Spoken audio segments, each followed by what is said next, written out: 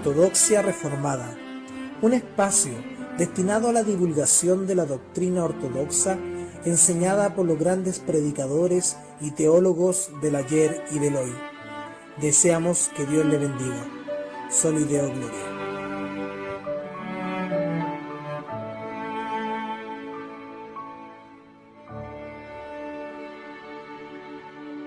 Comentario introductorio al libro de Génesis por Juan Calvino.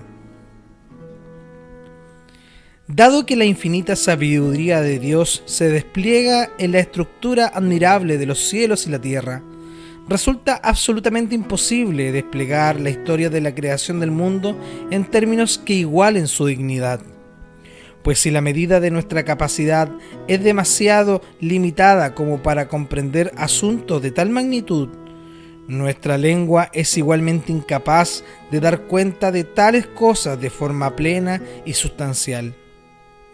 Al igual que merece, sin embargo, alabanza aquel que con modestia y reverencia se dispone a considerar las obras de Dios, aunque alcance menos de lo deseado, así también, si en este tipo de tarea me esfuerzo por ayudar según la habilidad que he recibido, confío en que mi servicio no sea menos aprobado por los hombres de Dios que por Dios mismo. He escogido sentar esto como premisa, en aras no solo de excusarme a mí mismo, sino también de amonestar a mis lectores a que, si realmente desean beneficiarse conmigo al meditar en las obras de Dios, traigan consigo un espíritu sobrio, dócil, manso y humilde. De hecho, vemos el mundo con nuestros ojos, andamos por la tierra con nuestros pies, tocamos innumerables obras de Dios con nuestras manos, inhalamos la dulce y agradable fragancia de las hierbas y flores, disfrutamos de beneficios sin fin.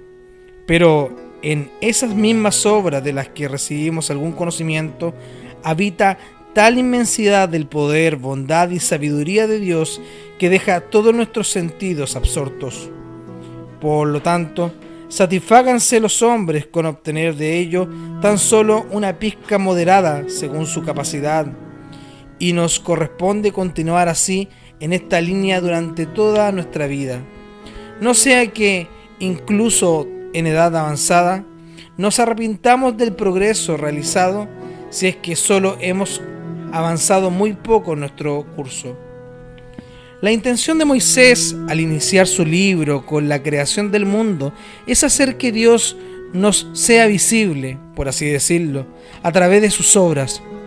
Pero en este punto se levantan hombres presuntuosos que cuestionan en son de mofa desde dónde le fue revelado esto a Moisés. Suponen, por lo tanto, que él hablaba en fábulas sobre lo desconocido, pues no fue testigo de los eventos registrados ni hubo conocido a través de la lectura. Tal es su razonamiento, pero su falta de honestidad queda fácilmente expuesta, pues si pueden destruir la credibilidad de esta historia, porque se remonta a muchas eras atrás, que demuestren también que son falsas aquellas profecías en las cuales la misma historia predice sucesos que no ocurrieron sino hasta muchos siglos después.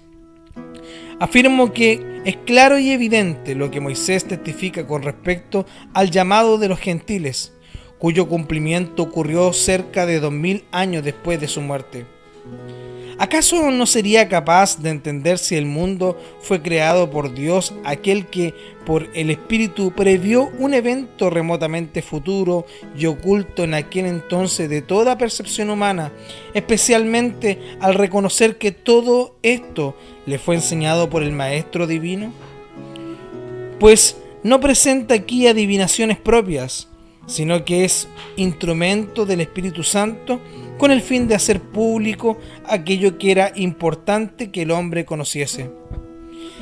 Yerran grandemente al considerar absurdo que el orden de la creación, desconocido hasta entonces, haya sido descrito y explicado en detalle por él, pues no trae a la memoria asuntos desconocidos hasta entonces, sino que por primera vez pone por escrito hechos que los padres habían pasado de boca en boca a sus hijos a lo largo de los años. ¿Podemos concebir que el hombre hubiese sido puesto en la tierra para ser ignorante de su propio origen y de todo aquello de lo cual disfrutaba? Ninguna persona en su sano juicio dudaría de que Adán fue debidamente instruido con respecto a tales cosas. ¿Se quedó el mudo después de esto? ¿Fueron tan malagradecidos los santos patriarcas como para guardar en silencio una enseñanza tan necesaria? ¿No procuró Noé, siendo advertido del juicio divino memorable, transmitirlo en posteridad? Abraham es alabado claramente con este elogio, que fue un gran instructor y maestro de su familia. Génesis capítulo 18, versículo 19. Y sabemos que muchos antes del tiempo de Moisés, todos estaban familiarizados con el pacto el cual Dios había establecido con sus padres. Cuando menciona que los israelitas habían salido de una raza santa, la cual Dios había escogido para sí, no lo propone como algo novedoso, sino que simplemente conmemora lo que todos sostenían, lo que los ancianos mismos habían recibido de sus ancestros, lo que en resumen no era fuente de ninguna controversia entre ellos. Por lo tanto, no hemos de dudar que la creación del mundo, tal y como se encuentra aquí descrita, ya era conocida por la antigua y continua tradición de los padres. Sin embargo, dado que no hay nada más fácil que el que la verdad de Dios sea corrompida por los hombres, de modo que tras mucho tiempo puede degenerarse, le plugó al Señor poner la historia por escrito con el propósito de preservar su pureza. Por lo tanto, Moisés ha establecido la credibilidad de dicha doctrina contenida en sus escritos, la cual, por el descuido de los hombres, podría acabar de otro modo perdida. Regreso ahora al diseño de Moisés, o más bien del Espíritu Santo, que habló por boca de él. Conocemos a Dios, que él mismo es invisible, por lo tanto, el apóstol elegantemente acomoda las palabras, como si uno dijera la manifestación de las cosas no evidentes. Hebreos capítulo 11, versículo 3. Esta es la razón por la que el Señor, para invitarnos a conocerle, pone ante nuestra vista el tejido de los cielos y la tierra, en cierta manera manifestándose a sí mismo en ellos. Pues su eterno poder y deidad, dice Pablo, son exhibidos, Romanos 1, 20. Y aquella declaración de David es verdadera, cuando dice que los cielos, aunque no tienen boca, son elocuentes heraldos de la gloria de Dios, y que este hermosísimo orden de la creación proclama en silencio su admirable sabiduría. Salmo capítulo 19, versículo 1. Esto debe observarse con gran diligencia, porque son muy pocos los que buscan conocer a Dios de forma adecuada, mientras la mayoría se aferran a las criaturas sin considerar al propio Creador. Pues los hombres suelen ser sujetos de estos dos extremos, a saber, que algunos, olvidando a Dios, aplican todo su esfuerzo mental al conocimiento de la creación, y otros, ignorando las obras de Dios, aspiran a una necia y enfermiza curiosidad con el fin de indagar acerca de su esencia. Ambos trabajan en vano. Ocuparse tanto en la investigación de los secretos de la naturaleza como para no alzar la mirada al autor resulta ser un estudio perverso en gran manera. Y disfrutar de todo lo creado sin reconocer al autor de tales beneficios refleja la más vil ingratitud. Por lo tanto, los que asumen ser filósofos sin religión y los que, por especulación, actúan de tal forma que apartan de sí a Dios y cualquier sentido de piedad, un día sentirán la fuerza de lo dicho por Pablo en la narración de Lucas, de que Dios nunca se ha quedado sin testigos. Hechos capítulo 14, versículo 17. Pues no se les permitiría escapar impunes, ya que han sido sordos e insensibles a tan insignes testimonios. Ciertamente, es papel de la ignorancia criminal nunca considerar a Dios, quien en todas las partes da muestra de su presencia. Pues si los burladores escapan ahora por medio de sus cavilaciones, más adelante su terrible destrucción será testigo de que ignoraron a Dios, solo porque estaban ciegos voluntaria y maliciosamente. En cuanto a los que con orgullo se remontan por encima del mundo para buscar a Dios en su esencia descubierta, lo único posible sería que a la larga se vean enredados en multitud de absurdas imaginaciones. Pues Dios, de otro modo invisible, como ya hemos dicho, se viste, por así decirlo, con la imagen del mundo en la cual se hace presente para que nosotros le contemplemos. Aquellos que no se dignen a mirarlo tan magníficamente, adornado con el vestido de los cielos y la tierra, sufrirán después del justo castigo por su orgullo, desdén en sus propios desvaríos. Por lo tanto, tan pronto como el nombre de Dios resuene en nuestros oídos o la idea de Él ocurra en nuestra mente, vistámonos también con ese hermosísimo adorno. Finalmente, sea la creación nuestra escuela si deseamos conocer realmente a Dios. Aquí también se refuta la impiedad de aquellos que cavilan en contra de Moisés por haber dicho que tan poco espacio de tiempo había transcurrido desde la creación del mundo, pues indagan acerca de por qué se le ocurrió a Dios tan repentinamente crear el mundo, por qué permaneció inactivo por tanto tiempo en el cielo, y así, jugando con lo sagrado, ejercen su ingenuidad para su propia destrucción. En la historia tripartita se registra la respuesta de un hombre piadoso, la cual siempre me ha agradado. Pues cuando un cierto perro inmundo quiso de esta manera poner a Dios en ridículo, le respondió que Dios no había estado inactivo durante ese tiempo, pues había estado preparando el infierno para los insidiosos. Pero, ¿con qué se puede sazonar refrenando la arrogancia de aquellos para quienes la sobriedad resulta odiosa y manifiestamente despreciable? Ciertamente, aquellos que hoy con tanta libertad se gozan en encontrar falta en la iniciativa de Dios se darán cuenta de que para su propia perdición, su poder no se ha contenido en la preparación del infierno para ellos. En cuanto a nosotros, no debería parecernos tan absurdo que Dios, satisfecho en sí mismo, no creara el mundo al cual no necesitaba, antes de que Él lo considerara debido. Más aún, dado que su voluntad es la medida de toda sabiduría, hemos de contentarnos solo con eso. Pues Agustín afirma certeramente que los maniqueos injurian a Dios cuando exigen una causa superior a su voluntad y con prudencia advierten a sus lectores que no lleven sus indagaciones al punto de cuestionar la infinidad del tiempo ni del espacio. Ciertamente, no ignoramos que los cielos son infinitos y que la tierra, como un pequeño globo, se encuentra en el centro.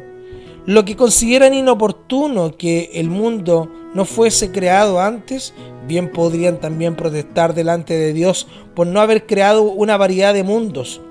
Sí, si consideran absurdo el que haya pasado muchas edades sin que hubiese un mundo del todo, bien podrían también reconocer como prueba de la gran corrupción de su propia naturaleza el que, comparado con el enorme espacio de vacío, los cielos y la tierra ocupan un espacio realmente pequeño. Pero como tanto la eternidad de la existencia de Dios como la infinidad de su gloria se presentarían como un laberinto doble, deberíamos contentarnos con desear modestamente no avanzar en nuestras indagaciones más allá de lo que el Señor nos invita por la guía e instrucción presentes en sus propias obras. Ahora, al describir el mundo como un espejo en el que hemos de contemplar a Dios, que no se diga que nuestros ojos son suficientemente perspicaces como para discernir lo que representa el tejido de los cielos y la tierra, ni que el conocimiento así obtenido es suficiente para salvación. Y aunque el Señor nos invita a sí mismo por medio de lo creado, con la única razón de que por ello quedemos sin excusa, ha añadido, como era necesario, un nuevo remedio, o al menos ha asistido con algo nuevo a la ignorancia de nuestras mentes.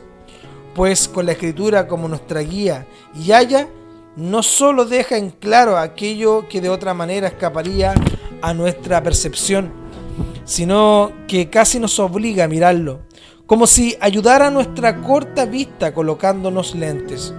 Moisés insiste sobre este punto, como ya hemos observado, pues si la instrucción muda de los cielos y la tierra fuese suficiente, la enseñanza de Moisés habría sido superflua.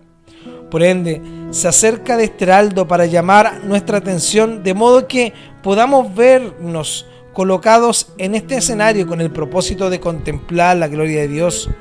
Ciertamente, no para observarlos como meros testigos, sino para disfrutar de todas las riquezas que se manifiestan, dado que el Señor los ha ordenado y sujetado para nuestro uso. Y no solo declara la forma general que Dios sea el arquitecto del mundo, sino que a lo largo de toda la historia muestra cuán admirable es su poder, su sabiduría, su bondad y especialmente su tierna preocupación por la raza humana. Además, dado que la eterna palabra de Dios es viva y manifiesta su imagen de sí mismo, nos hace recordar este punto. Así se verifica lo que declaró el apóstol, de que por ningún otro medio sino por la fe se puede entender que el mundo fue creado por la palabra de Dios. Hebreos 11:3. Pues la fe procede debidamente de esto, de que siendo enseñados por el ministerio de Moisés, ya no vagamos en las especulaciones necias y triviales, sino que contemplemos al único Dios verdadero en imagen genuina. Sin embargo, alguien podría objetar de que esto parece diferir con lo que Pablo declara, porque ya que en la sabiduría de Dios el hombre no conoció a Dios por medio de su propia sabiduría, agradó a Dios mediante la necesidad de la predicación salvar a los que creen. 1 Corintios 1:21. Pues con esto da a entender que en vano se busca a Dios bajo la guía de lo visible, y que no nos queda otra cosa más que recurrir a Cristo inmediatamente. Y es que por tanto no debemos partir de los elementos de este mundo, sino del Evangelio, el cual nos presenta solo a Cristo con su cruz y nos dirige a este único punto. Respondo, a cualquiera le resultaría vano razonar los filósofos acerca de la confección del mundo, excepto aquellos que, habiendo sido humillados primero por la predicación del Evangelio, han aprendido a someter toda sabiduría intelectual, como dice Pablo, a la necesidad de la cruz. 1 Corintios 1:21. Digo que nada encontraremos arriba ni abajo que pueda elevarnos hasta Dios, hasta que Cristo nos enseñe en su propia escuela. Sin embargo, esto no puede ocurrir, a menos que, habiendo emergido de lo más profundo, seamos llevados a lo más alto de los cielos en el carruaje de su cruz, para que ahí por la fe podamos aprender aquello que ningún ojo ha visto, ni oído ha escuchado, lo cual sobrepasa nuestros corazones y mentes. Pues la tierra, con su provisión de fruto para nuestro alimento diario, no se nos presenta ahí, sino que Cristo se nos ofrece a sí mismo para la vida eterna. Tampoco ilumina nuestros ojos físicos el cielo con el resplandor del sol y las estrellas, sino que es el mismo Cristo, la luz del mundo y el sol de justicia, que ilumina nuestras almas, y tampoco el aire se ensancha para que nos podamos respirar, sino que el Espíritu del mismo Dios nos anima y nos da vida. Ahí, en resumen, el reino invisible de Cristo lo lleva a todo, y su gracia espiritual se propaga por todas partes. Sin embargo, esto no evita que apliquemos nuestros sentidos a la contemplación de los cielos y la tierra, para encontrar en ello confirmación del verdadero conocimiento de Dios. Pues Cristo es la imagen en la que Dios se presenta ante nosotros, no solo su corazón, sino también sus manos y sus pies. Aquel amor secreto con el cual nos une a Cristo lo llamó su corazón, entendiendo por sus manos y pies aquellas obras suyas que se manifiestan ante nuestra vista. Tanto pronto nos apartamos de Cristo, no nos queda cosa alguna, pues ordinaria e insignificantemente que sea, en la cual no estamos siendo engañados. Además, de hecho, Aunque Moisés empieza en su libro con la creación del mundo, aún así no nos limita este tema, pues estas cosas se relacionan entre sí, que el mundo fue fundado por Dios y que el hombre, después de haber sido dotado con la luz de la inteligencia y adornado con tantos privilegios, cayó en su propia culpa y fue así privado de todos los beneficios que había obtenido. Después, por la comprensión de Dios, fue restaurado a la vida que había perdido, y esto a través de la misericordia de Cristo, para que siempre hubiese en la tierra un pueblo que, siendo adoptado a esta esperanza de vida celestial, pudiese con dicha confianza adorar a Dios. El fin al que tiende toda la historia es esta, que la raza humana ha sido preservada por Dios de tal forma que manifiesta su cuidado especial por su iglesia. Pues es este el argumento del libro. Después de que el mundo fue creado, el hombre fue creado con él como era un teatro, para que al admirar todo su alrededor las maravillosas obras de Dios pudiesen adorar con reverencia al autor de estas cosas. En segundo lugar, que todo fue ordenado para el uso del hombre, para que éste, siendo altamente responsable, se dedicara por completo a la obediencia a Dios. En tercer lugar, que fue dotado de entendimiento y razonamiento para distinguirlo de los animales brutos que pudiesen meditar en una vida mejor y pudiesen dirigirse directamente a Dios, cuya imagen portaba grabada en su propia persona. Después vino la caída de Adán, por medio de la cual se alienó a sí mismo de Dios, por lo cual quedó privado de toda rectitud.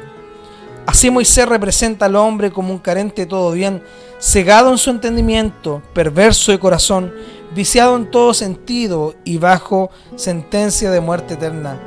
Pero añade que luego la historia de la resurrección en ese punto no solo relata la forma constante, la singular providencia de Dios al gobernar y preservar su iglesia, también nos encomienda la verdadera adoración a Dios, nos enseña dónde yace la salvación del hombre y nos exhorta por medio del ejemplo a los patriarcas a ser constantes en el camino de la cruz. Por lo tanto, cualquiera que desee sacarle provecho debido a este libro debe ocuparse su mente en estos temas.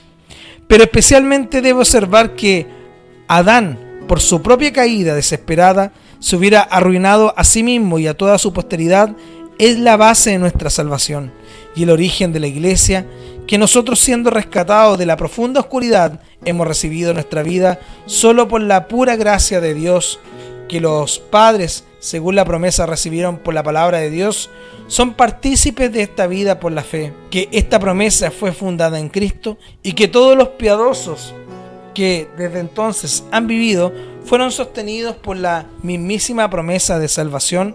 Adán fue levantado primero de su caída. Por tanto, la sucesión perpetua de la iglesia ha fluido de esta fuente que los santos padres, uno tras otro, habiendo abrazado por fe la promesa recibida, fueron unidos en la familia de Dios, para que en Cristo tuvieran una vida en común. Hemos de notar esto cuidadosamente para que sepamos lo que es la sociedad de la verdadera religión y la comunión de fe entre los hijos de Dios. Considerando que Moisés fue ordenado como maestro de los israelitas, no cabe duda de que tuvo especial relación con ellos para que pudiese reconocer como el pueblo escogido de Dios y para que pudieran buscar la segunda de dicha adopción por medio del pacto del Señor ratificado con sus padres, y que supieran que no existe otro Dios ni otra fe verdadera. Pero también quiso testificar ante todas las generaciones que cualquiera que desea adorar a Dios correctamente y ser considerado miembro de la iglesia no debe seguir ningún otro curso sino el que está aquí presentado. Pero como el principio de la fe es saber que solo existe un Dios verdadero al cual adoramos, así también poco es una confirmación común de esta fe de que seamos compañeros de los patriarcas, pues como ellos poseyeron a Cristo como una promesa, su salvación cuando aún no le había aparecido, así también retenemos que Dios, que antes se hubo manifestado entre ellos, de ahí podemos inferir la diferencia entre la adoración pura y legítima de Dios y todos los cultos adulterados que han sido fabricados por el fraude de Satanás y la perversa audacia de los hombres. Además, hemos de considerar el gobierno de la Iglesia para que el lector pueda llegar a la conclusión de que Dios ha sido su guardador y el gobierno perpetuo, pero de tal forma que lo ejerce en la guerra de la cruz. Verdaderamente aquí se nos presenta los conflictos particulares de la Iglesia, o más bien el curso queda fijo como en un padre avanzar hacia la meta de una alegre inmortalidad.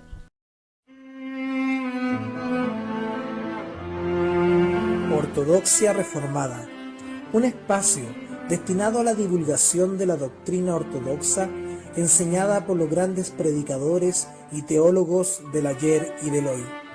Deseamos que Dios le bendiga. Soli Deo Gloria.